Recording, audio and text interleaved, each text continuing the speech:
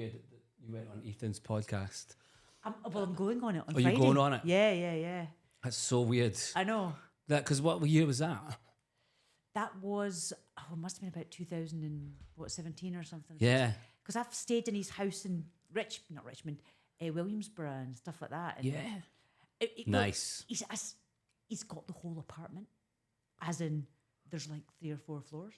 Because I said, this door doesn't lock in this apartment. And he goes, that's fine, it's just me. And so me and my husband his girlfriend was using it as an artist studio, and there was just a mattress. That's all there was. No running water. Well, there was cold shower water. Oh my God. That was it, but it was cool as fuck. Because was it Ethan Hurshenfield? Yes. So we gigged at Yes Bar 2017. Me, you, him, and Lynn Ruth Miller. Yeah. And I didn't know. I just typed American comedian came over, and then I've friends on Facebook. It's like, I'm in CSI this weekend and all that. I know. He's like quite a get in there with the acting, isn't he? Yeah. He was in Red Notice. Was it Red Notice? It was with Gal Gadot, was it? Gal Gadot, yeah. And The Rock. Shit. And someone else. I can't remember who it was. It might have been Ryan Reynolds. I think it was. He's doing all right, yeah? Yeah, and he was like father of a bride, and he was making a speech, and they had to come and stop him. And he was really funny as well. He's really funny. Very funny guy. I know. So you're going on this podcast. Brilliant. I know. But on that, I'll be, oh, yes, hello. Hi, Hello, hi, I am Viv Gee. Hi, I'm from Scotland. God, those Yes Bar days were so good. I know. I loved it. That was like my first 2.5, 3 years was just all in Yes Bar. Was it? I just used to drive through all the time and just gig like for you and Graham. That was it.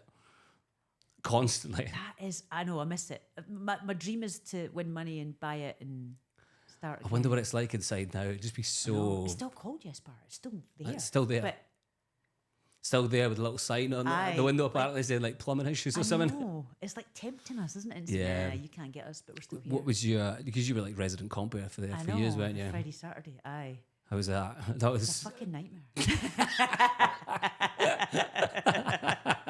Do you know? I weirdly, like, I'm comparing out at Leith Depot, and I've got to drive for say an hour and a half from Glasgow to get there every week, and that feels less hassle than getting into the town centre of Glasgow. From being in Glasgow. Yeah. I think it was just because it was Friday night, Saturday night, right by Central Station. Everyone was crazy. Oh yeah. There was the pub across the road. Is it called the Horseshoe or something across the road? Yes. That's That was a bit. That it kicked spell off. into Yes Yeah, Bar. yeah. I mean, don't get me wrong, I absolutely loved it, but it felt like you weren't just a compere. You were kind of like it was security as well. confidant security, because we're the oldest there, so people would complain to me, or they'd come to me, or they'd I'd serve food and I clear tables. Then I would do that. Doing, I know. You were doing pizzas. You were doing everything. And the more you do, the more people think you're responsible for, so the more you get around about. But it was fucking wild. Oh yeah, and it was ambitious, because we had some weekends you got to do 5 shows. Yeah. Where you did the Friday 2, and then you went to Liberty, came back and did that. Oh my, I know. What was the kind of maddest thing you seen in Yes Bar? What was the wildest gig you saw in there? I think the police came to. Oh yes, a girl took umbrage at me because I told her to shut up. Mm-hmm. And so she left and got the police. Instead, I'd aggressively shouted or whatever. And so they watched me compare and went, yeah, we don't believe you probably did. Yeah, which was quite strange. Yeah, Getting the police for getting the police, you got the police chucked came out. in, and I just thought, right, it's going to be dead. I just thought, this is not really. But aye, that was interesting. Yeah. Loved it. But yeah, it would be good to have it back. There needs to be more gigs in Glasgow. Yeah. It's not that many now. Like you say, if you're having to travel through to Leith. I know, but it's worth it. My God. Yeah, I've heard that gig's pretty cool. Yeah, it's a really nice place. Yeah, nice wee venue. Yeah. How was what made you kind of just go to the Leith Depot then? I was teaching a class in Edinburgh and just looking for a venue, and they were this sort of like about the only people that got back to me. Right. But they seemed so cool and nice. Yeah, come along. And I'd never even seen it. And I just went, all right. And then they liked the gig. So they said, do you want to host a night? And I was like, all right. Yes, please. Yes, I know. Brilliant. So I've been kind of working my Edinburgh accent back in. So I look like I should be there. You know that way? See, I think Leith are kind of not too judgmental. No, I they think, feel quite Glasgow kind of. Yeah, it's kind of a bit rough and ready. Aye. They don't really give a shit. Yeah. No, there is a difference. You can feel it, can't you? Yeah, it's Not different. that there's anything wrong with Edinburgh, but you can feel the difference. I mean, there is stuff wrong Well, with Edinburgh. Let's be yeah. yeah. But so you were saying you were teaching a class in Leith Depot. So I didn't teach at Leith Depot, so we did the gig there, but I taught this advanced comedy, so people that are funnier than funny. So even Wow. funnier funny folk. Fuck. How do you qualify for that? They're quite not funny enough. They're a wee bit funnier. Yeah. So basically, people did a beginner's class of mine. Right, So I okay. went, right, we're doing our level. And so they did a wee gig at the end. And of course, the thing is, because it's a class, it sells out gigs because they're new. Yeah. The pals come, so it looks like, wow. Yeah. You get yeah. crowds in. And then they realise the sad truth. You've been teaching comedy for like about like 20 years? 25. 25 years. I know. Because there's so many interviews with comedians you read, and it starts with like, how did you get into comedy? Viv Gee's comedy. Really? course. Yeah, yeah, Oh, yeah. man. Everyone name drops you. Everyone's just I get name dropped. you get name dropped all the time, Viv. All the time. Man, I always wanted to have my name dropped. Who got- I just... So you got all these people into comedy. Who got you into comedy? That's a really good point, actually. You know something? Poetry got me into Right. comedy because... That's not an answer. I No. wasn't expecting that. In fact, a friend of mine, Vicky Liddell, she's an actor actually, and we were pals and stuff and did plays together. And she knew I'd written sort of funny poems since I was 15, right? Yeah. I let her read them once, and she says, "Oh, there's a poetry gig at the Antiquary in Stockbridge. Mm-hmm. Come and do your poems." And I just liked the response to the funny ones, so Right. that made me write funnier ones. If you know what I mean, I just Yeah, you wrote like, funny ones. Get rid of the other ones. Much to the sort of disdain of the other poets, because I was like, oh, they'd get up after me and go, well, I'm not funny, and this is this. And they'd be a bit, not all of them, but sometimes. That was said That once or must twice. that must have felt good. I loved that. Aye. And then I did this double act, this guy called Barry Graham, who's got books out and stuff like this, right? And he's a cunt. And no, he spread rumours that he'd slept with me and everyone believed it, and I didn't Oh, really? know. Oh, till I- fuck him. I know. I'm going to just say this out loud.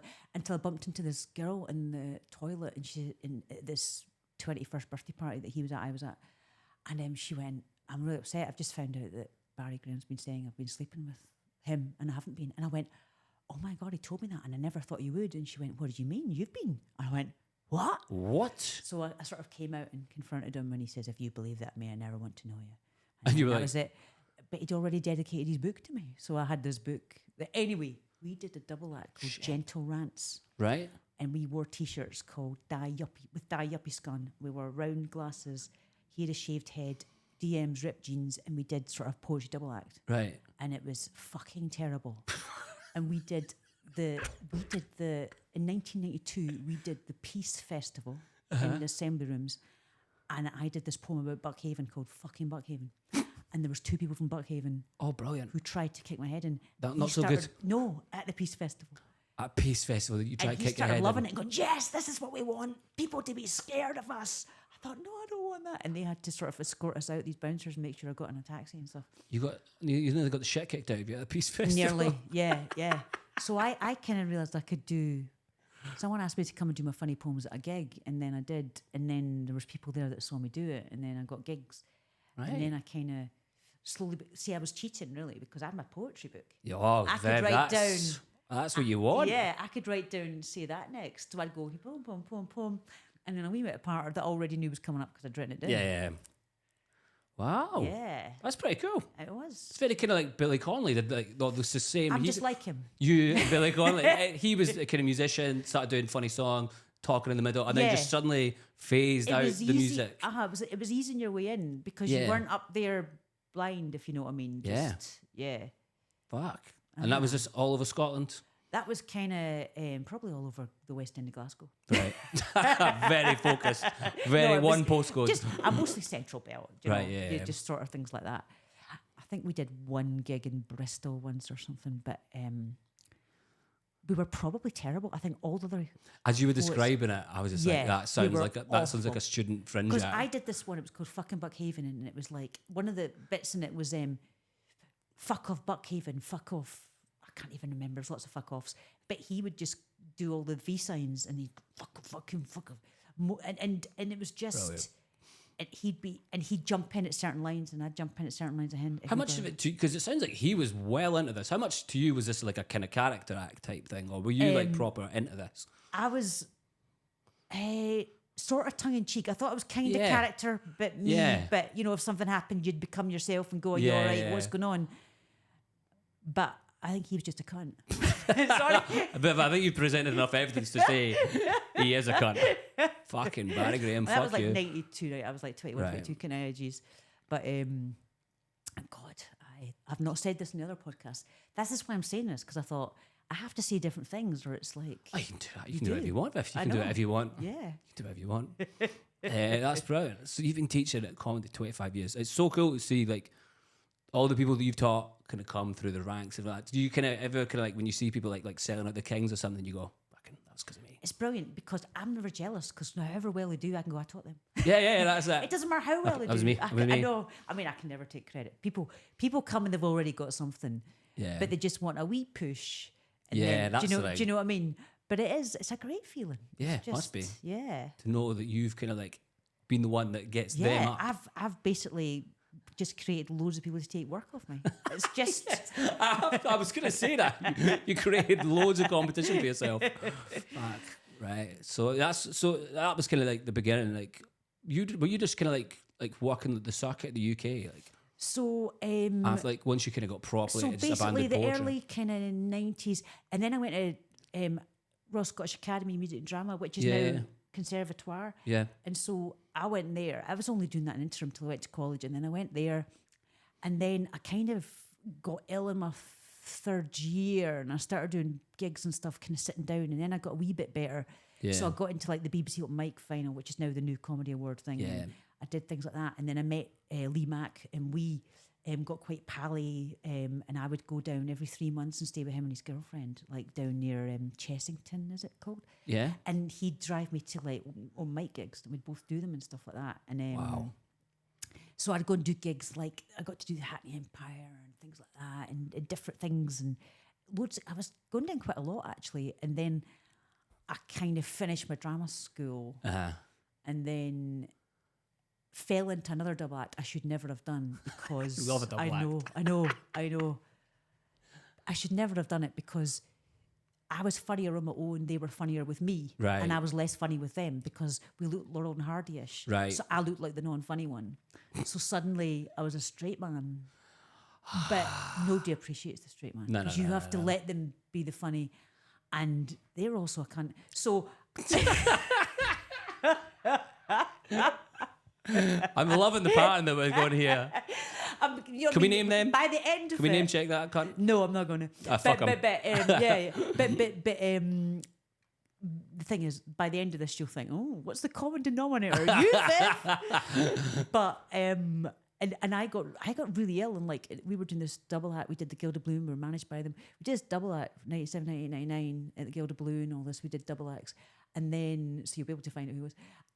And I got my drink spiked in this pub, and it made me so ill that like my liver was poisoned. My my diaphragm stopped working. No, I could still talk, but my pancreas sort of slowed down. I had to take all these anyway, and I went down to about 7.5 stone, which is about at the time 2 stone less than I was.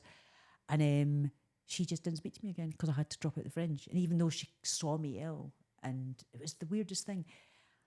So Jesus and then my Christ. management dropped me and stuff like that. So I just thought, fuck it, I'm Fuck fine. these people. So once I got better, I just started doing more acting kind Yeah. of thing and going down south and stuff. And then That would leave a bit of a bitter taste in your mouth if that's your experience in comedy. aye. fuck It was these a bit. people. It was a bit odd. Yeah. Yeah. So, but that was. I mean, it's weird because I split up with my. Oh God, I'm really going for it. I split up with my Fucking hell, if living. I'm gonna have the tissues out in a second. Get them out. I split up with my long-term boyfriend I was living with at the same time we split up, and it was easier to split up with him than her, stress-wise. Yeah. Yeah, because he wasn't a cunt. Oh my God. Finally, someone a story that's not a cunt. We're not started yet, though, are we? No. Well, It's this is fine. it. Now we'll get started. Welcome to the podcast. Hello.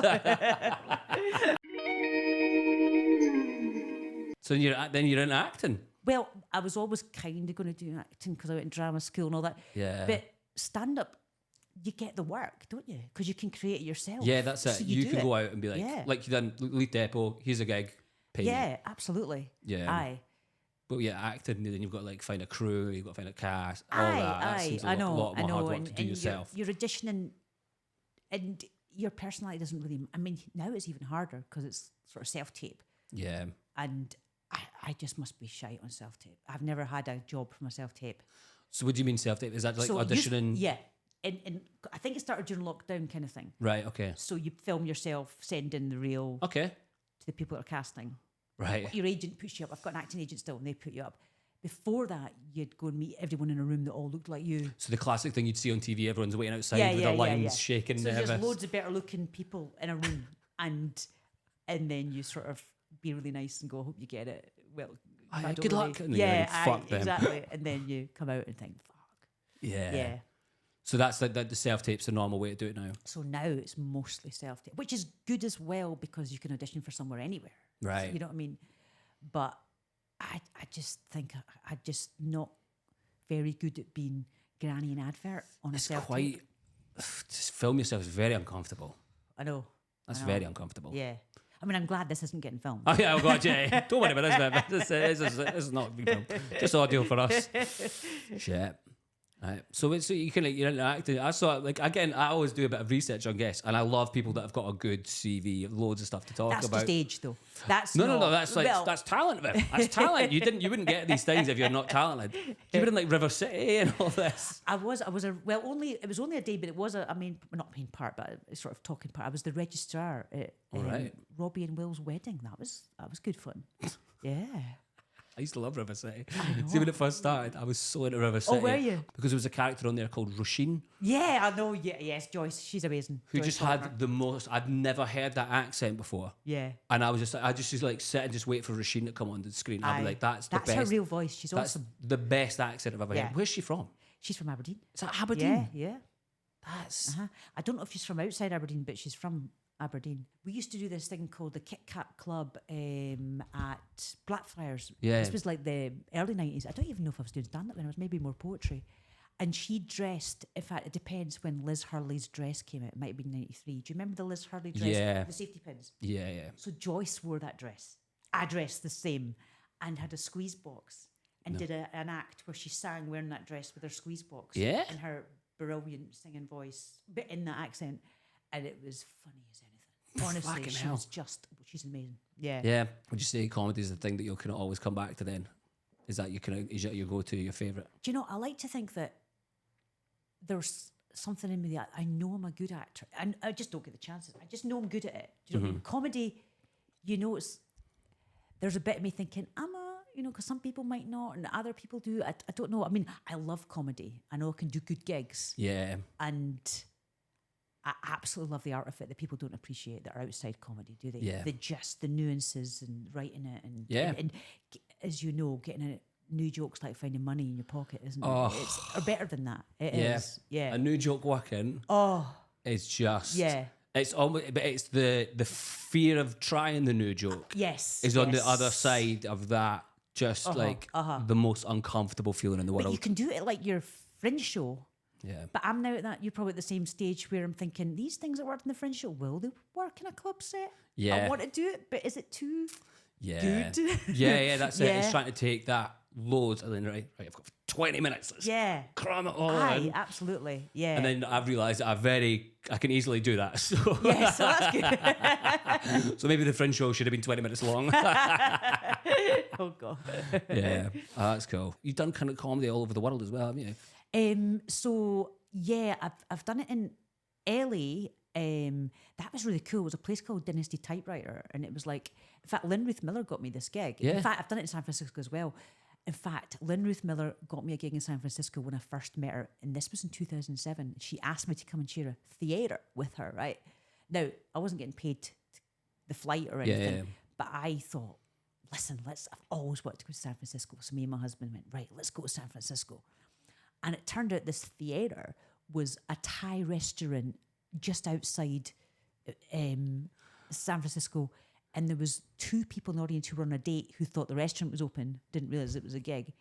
And the girl that was running the club, that was comparing it, her 12-year-old boy sitting at the front with his feet on the table playing his PSP. Oh my God. That was my gig in San Francisco. But then, so I ended up doing this open spots. And then, How did it go? Like, I mean, that went, I stormed.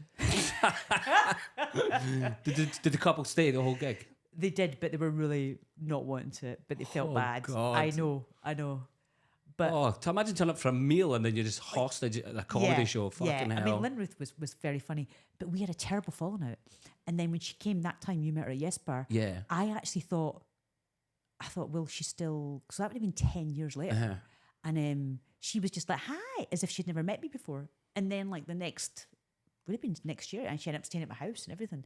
And she drew pictures of my dog and sent me them and stuff. And yeah, Wow. and then and we fell out because on the way to the gig, I said, oh, there's this shop that sells these shoes that they didn't sell over here called Mephisto or something. They do sell them now here, but it's all the old women's shops. And I thought there were these cool trainers that nobody had because they're really light. Yeah.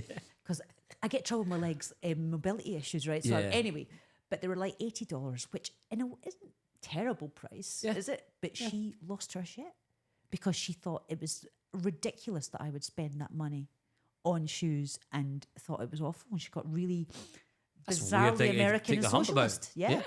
And and we had this, and she started being like a child in the shoe shop. So we had this massive argument in her car, and when it stopped at lights, I went to get out the car, and my husband was pulling me back. No, stay. We need a lift back. So I still get back in and apologise. So I still did the gig and thought I should have walked out, and then we didn't sort of keep in touch. Wow. And then suddenly she asked me her gigs as if she totally forgot. But I was glad because she was awesome. She was just brilliant. She was so nice. She just said what she thought. Fuck and it was just like it was strange. Yeah. Still bought the shoes, but I've got them and I've never worn them because I look at them and think, old lady's shoes. I could have given them to her. Oh God, that's. But so the LA one was actually just 4 years ago, and this place Dynasty Typewriter. It's like a midnight gig, and the guy Ron, you might know his second name, but he's in Adventure Time. He's one of the voices. Adventure Time, Ron. No. I can't remember what character. Ron someone, and it was his gig, and what he'd do is he'd like have interviews. He'd sit on the stage, and there was different people dressed as like trees and dragons and stuff doing bits. And then I went and did my stand-up, and it was how you imagine a midnight theatre in LA where someone's maybe come because and just smoking in the darkness. Yeah, they're actually just coming to give someone something or hide from a gunman or something. And but it just felt cool as fuck. You know what I mean? That would just, and then a scary walk back to the car, like, it's really get in the car quick. Yeah. The Lich, Ron, what's his name? Ron Perlman? Ron Perlman? No, it wasn't Ron Perlman. I would have known that one. I would have known that one. Yeah. Unless there's another name like Ron. I'm sure it's Ron. No, it wasn't Ron. I would have remembered him. Yeah. I was going to say, Ron Perlman. My husband was kind of fanboying out, thinking, oh my God, I love Adventure Time and all that. And I was like, brilliant. But it would be cool to gig in LA. That's a kind of I've gigged in LA. I know. Yeah. And so I've not gigged. I have done a gig, and it was invited. That yeah, counts. it counts. Yeah. I mean, you'd be like, I've done the circuit. You'd be like, I've not done it. You just want to be like, I've done a gig in another country. And I got to do Gotham Comedy Club in New York because Ethan Hirschfeld knew the guy. He's written a brilliant book, actually. Stephen Rosenfeld, he's called, I think. Great book on comedy, by the way. I've read that book. Yes. So he wasn't there that night, but he messaged me and says, I heard you did my club and thanks for doing it, and that, which was quite cool because it's a great book. That was the thing that I read when I first started getting into comedy. That was the did thing. you? Is that when it came out? I read that, and that was the one book I've kind of gone, that made sense to me. Apart from the MC stuff. Yes, MC stuff was dog shit. Yeah. For us, yes, because they are different. I got to the MC chapter, and when I started hosting a couple of years back, I went, "I'll go and read back that book, and I'll see what." And I was reading the chapters, and I was like, "What is this guff? This is irrelevant." Because the gig I did at Gotham was actually just a bit of luck because it was a comedy class's it was their showcase kind of thing, but they got me to open. Jesus, this is all full circle stuff, Viv. It's great, isn't it? I know, weirdly, isn't it? And it was his class that I think Ethan had worked with as well.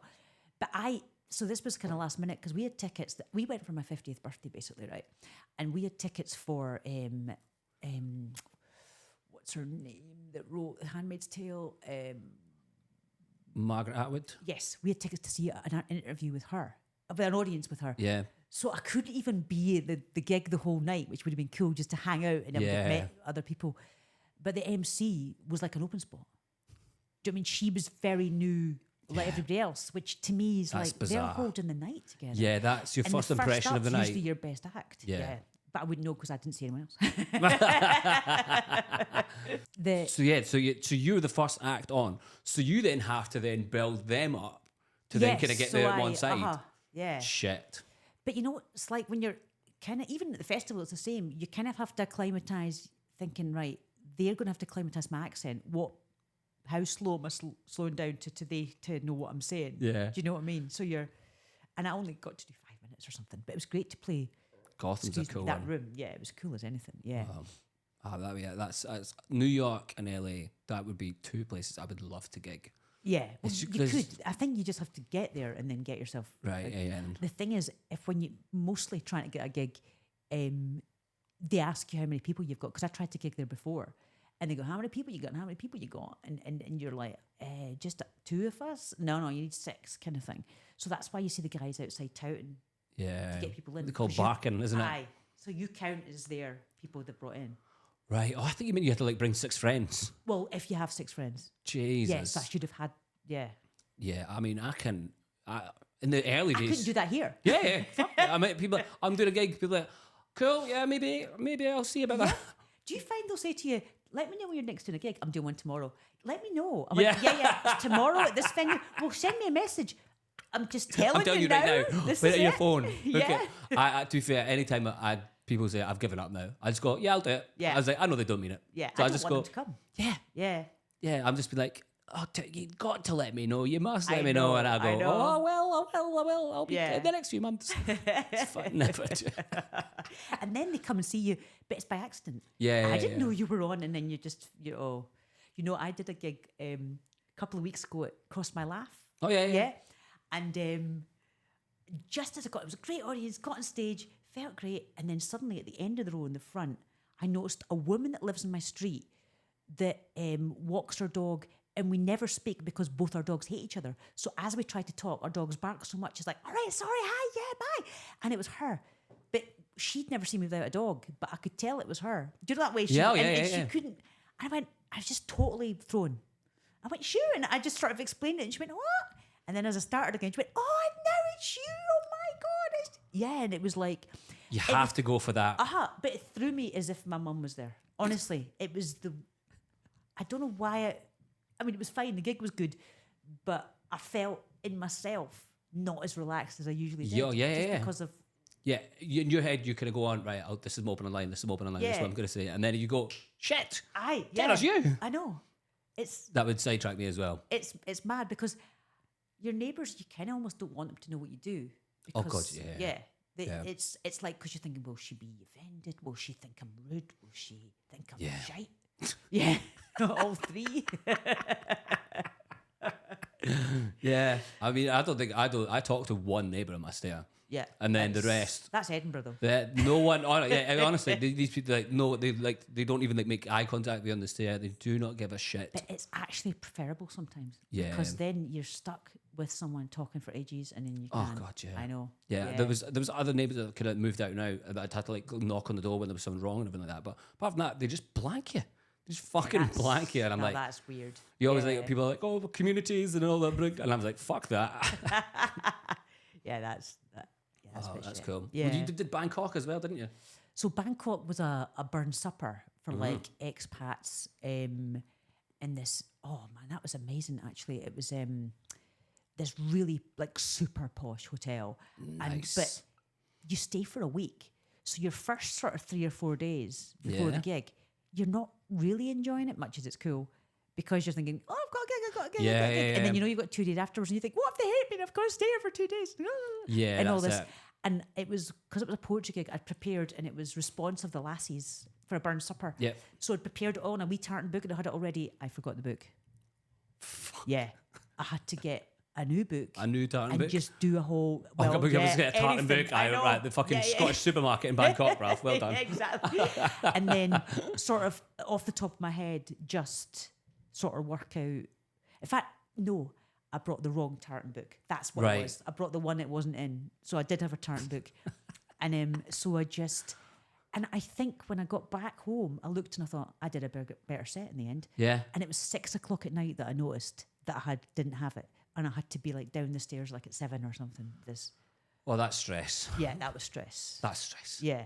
But you still got away with it? But it was Got away with it. fine, yeah. That's But cool. then when they put you up in a posh hotel, it was just Oh, when that's you're the like, best. I know. It was like, and we had the special like bit at the top, so you were at the in the- rooftop. Oh my God, Viv. Yeah, and it's like you had the whole view of the city, and you would just. Oh my God, I've not had anything like And, that. and rather than taking the fee, they says you can take the fee or you can pay for your husband. I thought, fuck it, let's go together. Yeah. Why not? So it was like a free holiday of stress and fun. It's funny, me and Billy Cook, we were talking about that when you go on holiday and people are like, oh, you're going to do a gig on a holiday. It's like, it dominates your mind. Yeah, You yeah, can't yeah. not think about that. Yes. So Like- it's a tough one. Absolutely. Because I used to go to Berlin. I maybe did 6 in a row in Berlin. And I love Berlin. You've been to Berlin? Yes, Yeah. love Cool, it. Cool city. Very innit? cool city. Very cool city. And that was always in the middle of the kind of, it was a Tuesday night, I think you did. So you kind of went Sunday to Thursday. Is it the or Cosmic something. Comedy one? It wasn't that one. It was the Kookaburra, which was called the English Speaking Comedy Oh, Club. yeah, yeah. And it was Australian woman Kim Eustace. She was great. But what you do is you do 2 10-minute sets. So if you didn't feel good about the first 10 minutes, you had to go on after the break. Did you do that one? No, but I've done situations like that. Oh, and then you all come back on an ended bow. well, I've Yeah, never like done the that. school play. I know. Wow. Imagine Yeah. doing that in Scotland, Viv. I know. When you've died on your arse and you have to go back on stage and take a bow. Yeah. Oh my God. But Frank Sinatra was on the first year they let people do Hitler impressions in Berlin. Which Was I that- don't know was what that a year thing? that was. Yeah. You weren't Was allowed to and he came, and as soon as you could, you came back and did it. And at the same time, they were showing the producers Wow. somewhere in Berlin. Big change in culture then. Yeah. Holy Yeah, shit. I know. They loved him.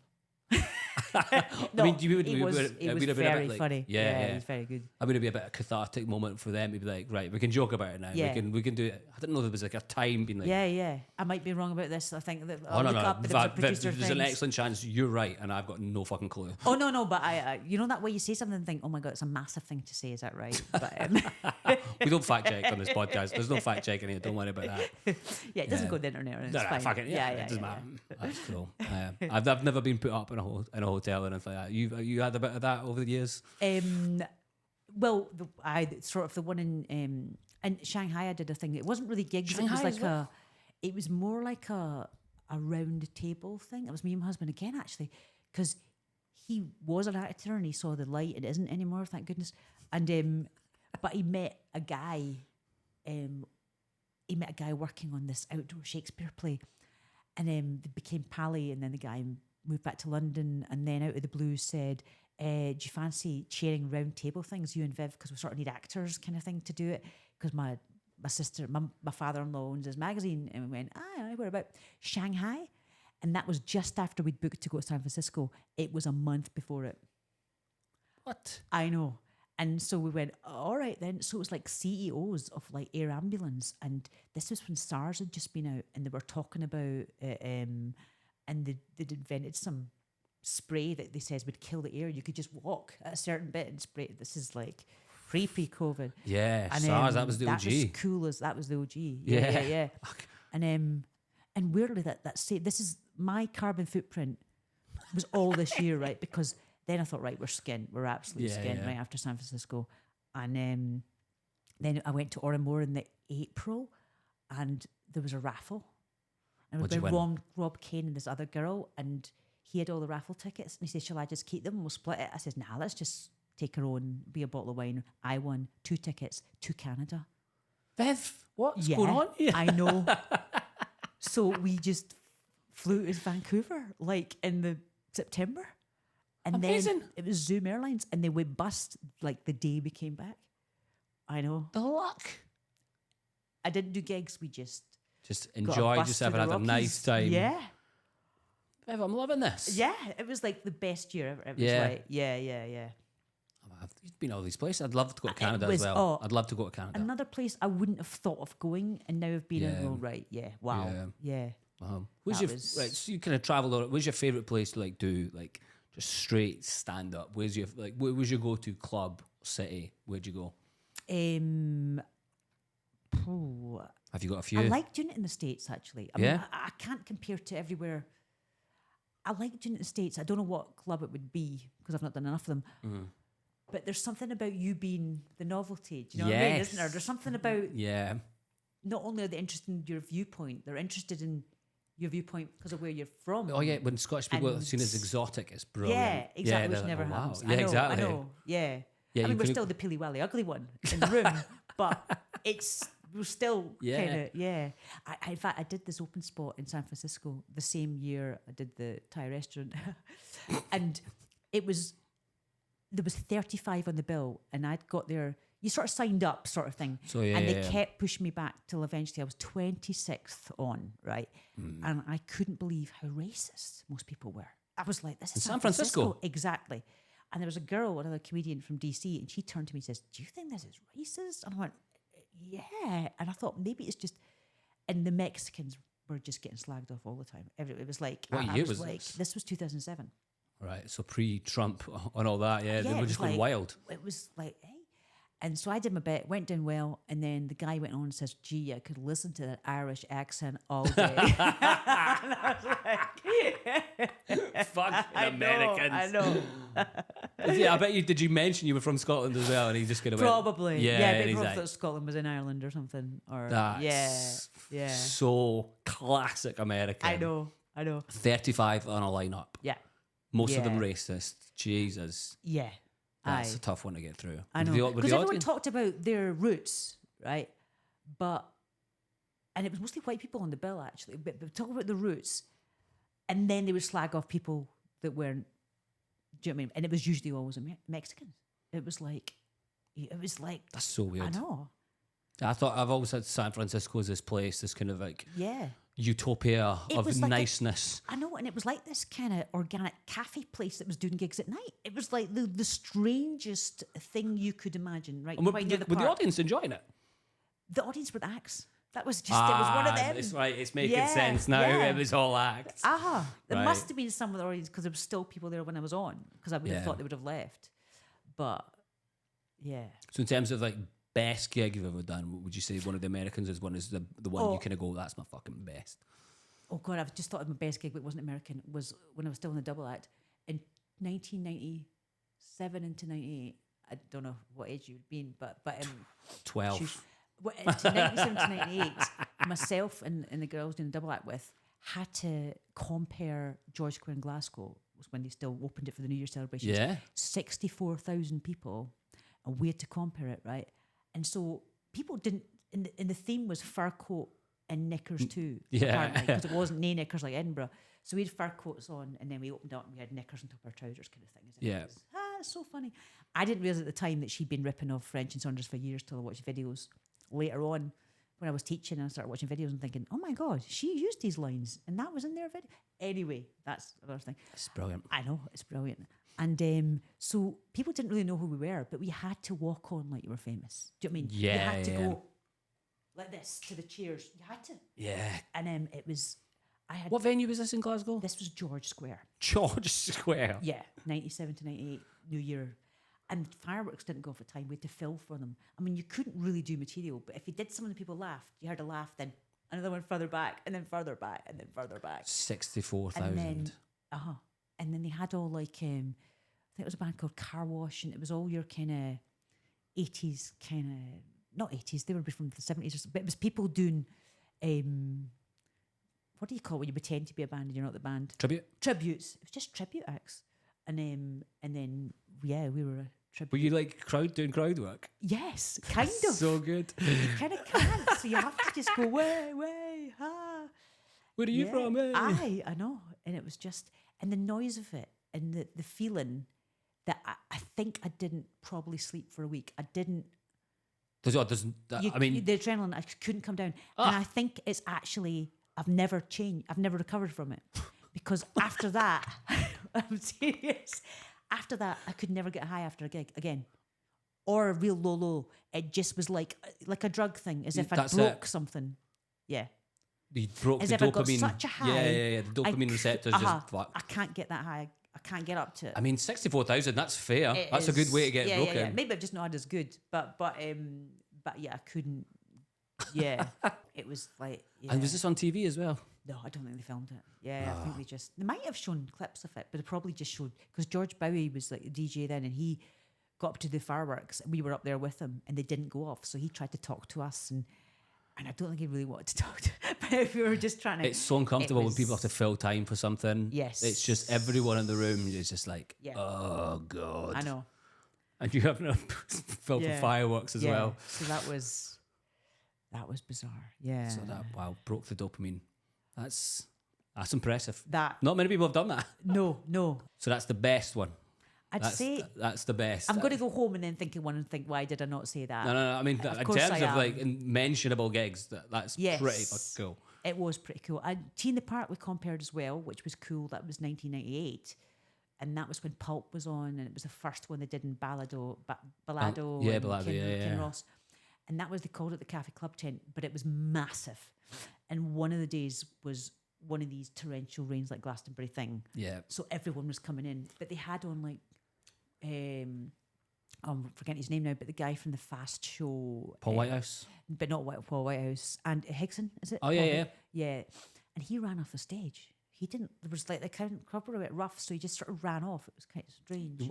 Because the set was going so bad. Yeah. He ran off the stage. Aye. It might be Charlie Hickson. Charlie Hickson, yeah. I think it's Charlie Hickson. Yeah. I might have got the wrong person, but but anyway, and Sean Locke was on. Oh. Yeah, I know. Didn't ever know him well, but loveliest guy, as in hello, you know what I mean? Yeah. And doing his bit, and he was brilliant. But yeah. Yeah, Sean Locke is just... Oh, yeah. Yeah, such a shame. It's just the amount of nice things that came out when he died, and just like all the hundreds and hundreds of funny clips.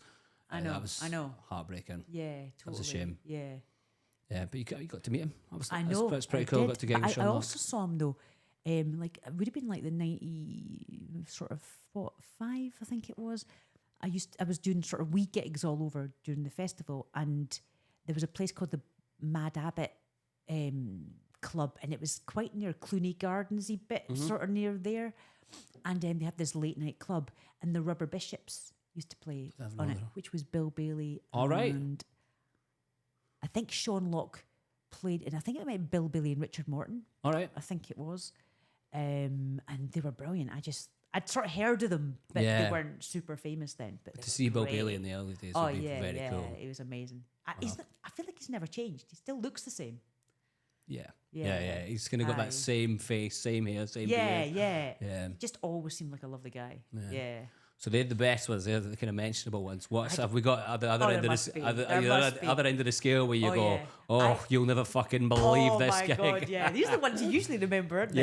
These are the ones. That's the thing. I love hearing these stories. The good ones and the bad ones. I just love hearing them. I remember doing one, and it was Kilmore's Community Centre, right? Okay. Kilmarnock. You sort of go to Kilmarnock, and Stu Hu had actually given me it, and it was £100, and I was must have been about 96 or 7 or 95 or 6, but I'd never been £100. I'd never had a gig for £100. That was like incredible. I think in today's money that's about £300 or something. Do you know what I mean? It was like a great amount, and so I can't believe I'm saying that in today's money. I mean, it is. I mean, 10 years ago, it's very different money as well. Yeah. That as well, yeah. And because Stu had recommended me, you still want to do well because you don't want him to look bad. Yeah. And my friend who had a car drove me, right? And she was at drama school with me. And I think I'd left it by then. Anyway, she came with me. And it was, the gigs that it's like a school hall where there's the old-fashioned stage. Yeah. There's a big empty space and chairs and tables all round the edge. Yeah. So you're performing to an empty bit. They've set it up like it's some kind of like cabaret night, and everyone's just going to be sitting like having a meal or something. But they were all having meals. And stuff there we go. like that. They'd just having been meals. having meals. Yeah. And the guy got me on, and I did more poems then as well than Patter. And he sort of started the disco music and went, "Oh wait, I forgot. There's a girl doing comedy," and they all had already started dancing. So it was already, and so they all sat down. And I did my and because in my mind, I didn't know then if it's going badly, you should just get off. I thought I have to do 25 minutes. I'd never done more than, the usual newcomer. Yes, I can do 25 minutes. When actually I was probably on 15, 12. Yeah. And but Portuguese I'd done longer. So I padded it up, and I had this poem that I could actually probably remember it. I don't want to tell you, but it was, "I've got a large sack of pants." That was what the poem was called, right? And I did all this bit about I keep them in my attic. I've got oh goodness. Anyway, you could say I'm a fanatic. So it was kind of things like Right. that. You talk about the pants and stuff like that. No laughs, right? Okay. And it was just like some of the bits got, but they were just, we want the disco, you know. Yeah, once you've had the sweet taste of the disco, Oh, aye, exactly. you can't take that back. You can't take it back. And I did my bit, and I think the guy went on and went, right. And I went back to the dressing room, and he says, well, there's your full whack because you did your time. But I don't think Camor's Community Centre is ready for your sticky panties, hen.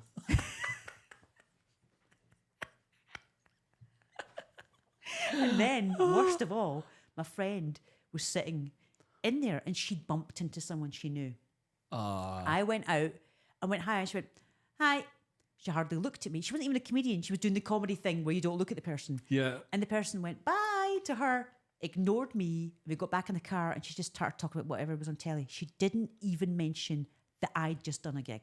Nothing. She was an actor as well. She knew how. It wasn't mentioned at all. Yeah, and you weren't going to bring it up either.